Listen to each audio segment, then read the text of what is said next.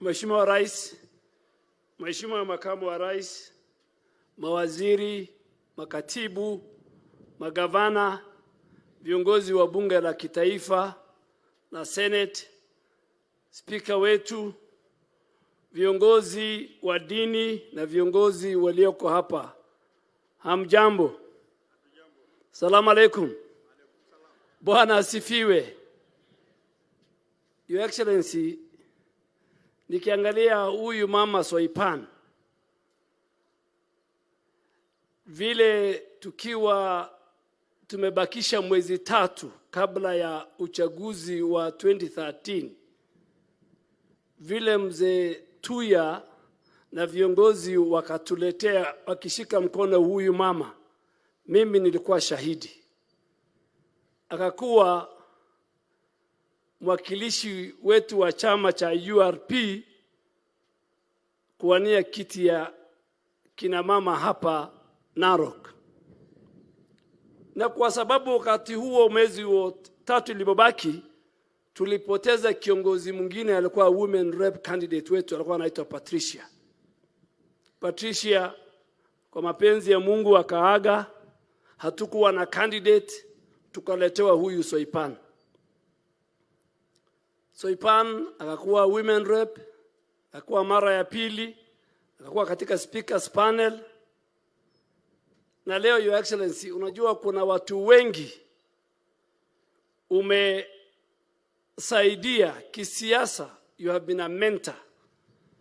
Nafikiri nikipata nafasi ya kuandika kitabu kingine, nitaandika wale watu ambao umeshika mkono kisiasa, mimi nikiwa mmoja wao katika hii Kenya miaka 20.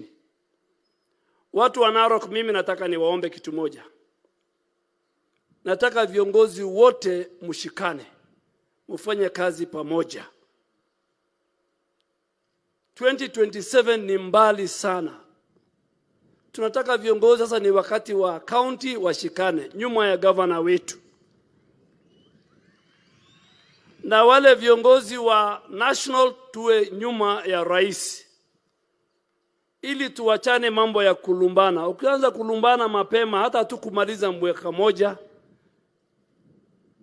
Your Excellency, ya pili, wewe ni rafiki wa wafugaji na wa Kenya. Lakini watu wa Narok, huyu Soipan ni mtoto wenu, lakini sasa ni waziri wa Kenya. Si waziri wa si waziri wa wafugaji, ni waziri wa taifa la Kenya. So akikuwa Narok ni mtoto wenu. Na Your Excellency, kama kuna kitu watu wa Narok, ule rafiki yetu Ole Kenta, huyu senator na wengine, prophets of doom, walituzungusha na maneno ya mau. Na wewe huko ana haja na mau.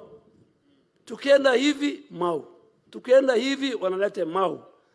Sasa mtoto wenu ndio anafanya kazi ya mau, huyu Soipan. Na Soipan, tafadhali, kabla hatujafika 2027, hii maneno ya mau wewe maliza. Kama ni kufunga, funga, ili 2027 tuwe na siasa ya maendeleo, ili ule mzee na wale vibaraka wake hapa Narok wasikuje kutuletea maneno ya mau. Si tumekubaliana hiyo? Maneno ya finance bill, nimefurahi sana leo Your Excellency, mimi nikiangalia huyu whip wetu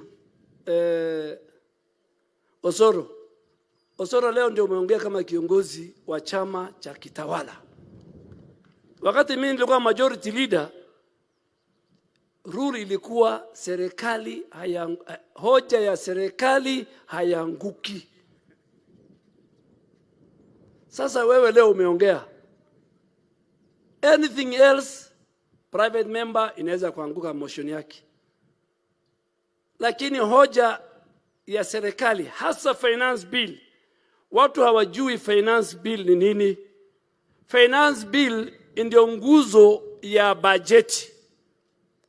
Bajeti inasomwa, waziri anasema mimi nitafanya hii na hii, maji, barabara, hii na hii. Finance bill inasema waziri atatoa pesa hapa hapa hapa hapa.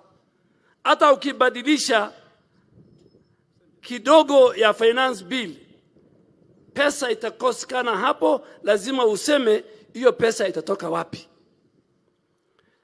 Lakini kumalizia, Your Excellency, unajua Wakenya hawa lazima tuwaambie vile mambo iko. Hawa wajumbe ambao wanasema watapinga finance bill, hasa mswada wa housing. Mswada wa housing kwanza si taxation, si ushuru. Ukiwa mfanyikazi unaambiwa kama unachukua mishahara 13,000 ule wa chini, unaambiwa utoe 300, na ule amekuajiri atoe 300. Alafu pesa uwekewe mahali izae riba. Ukitaka nyumba utapata nyumba, utaki nyumba utakuja kuchukua hiyo pesa. So it's a saving. Lakini nimesikia wajumbe wanasema ati wataangusha mswada ya housing. Mimi nataka niwaambie hawa wajumbe wamekaa hapa wote, na wale wananisikia wote, anapewa milioni 30 kununua nyumba. Na speaker iko hapa, yeye ndo anasign. Milioni ngapi? 30 kila mjumbe wa Senate, wa National Assembly. Na analipa riba ya 3%, wakati Wakenya wengine wanalipa 18%. Wale mabonyenyi kina Kalonzo, kina Raila wanaishi Karen. Wakati walikuwa mawaziri, hata hawa mawaziri wenzangu wanachukua 30 to 40 million ya kununua nyumba. Sasa imekuwaje wewe unapinga na wewe unachukua pesa ya bunge kununua nyumba, na hawa wa Kenya ambaye hawana pesa na serikali iko na mipango, iko na nia ya kuwapatia manyumba, wewe unasema ukifika bunge utapinga? There's a lot of dishonesty and deceit in the whole issue of housing levy. But Your Excellency, every leader will be remembered. You have been given to lead 50 million Kenyans and to decide for them their security, the security of their properties, their livelihood, their roads, their water, and everything. Your Excellency, you don't blink. Mimi najua vile mzee Kibaki alikumbukwa wakati alitoka kwa kiti. Siku moja wa Kenya watakukumbuka ya kwamba wewe ndio ulikuwa wa kwanza kuwatoa wa Kenya kutoka slums, kutoka zile manyumba za slum areas, mahali wa Kenya hawana maji, hawana vyoo, hawana maisha nzuri. That time you will go into history. Na nyinyi wabunge wa National Assembly, musitishwe. Nimesikia Kalonzo Jackson anasema ati majina yatasomwa, majina. Speaker wa bunge amekaa hapa, yeye ndio atatoa orodha. Simulisikia siku ile Soipana alisema the eyes have it. Si mnakumbuka? Tutarudi hiyo maneno. Your Excellency, hawa watu wa Narok umewapanga na wameconfirm, lakini sasa mimi nataka tu ya mwisho ni waombe tafadhali watu wa Narok tufanye kazi pamoja, Kajiado tufanye kazi pamoja, kaunti za wafugaji tufanye kazi pamoja, Kenya viongozi wote wafanye kazi pamoja. Asanteni, Mungu awabariki. Thank you very much, ndugu Duale. Tafadhali nimeombwa na women leaders, Deputy Speaker of the National Assembly Sholei, tafadhali kuja hapa kidogo tu salamiane watu, alafu niende mara moja kwa governors tunipeane hii program. Tafadhali. Hebu mpigie makofi tafadhali. Asante, asante. Thank you. I can recognize you. Nilikuwa nafikiri ni mtoto ya Masai amekaa hapo. Karibu dada yangu.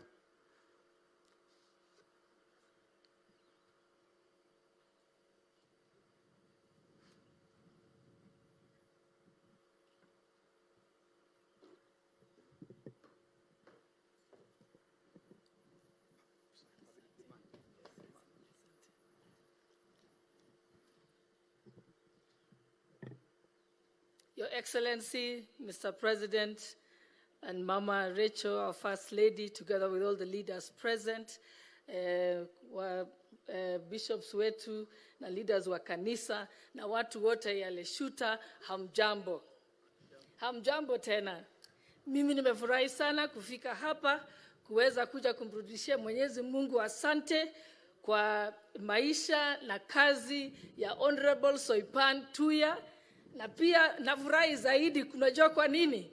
Soipan Tuya mimi nilimfundisha katika University of Nairobi. She was my student. So hata mimi najivunia kama mwalimu wake kumuona mahali amefika.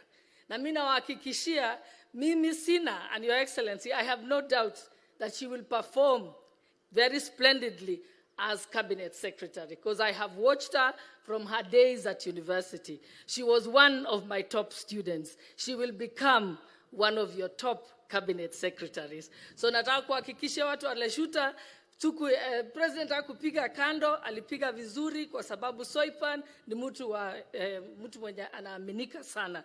Na wazazi wa Soipan na wapatia hongera pia kwa sababu nyinyi ndio mumlea na ndio aweze kufika mahali yako leo.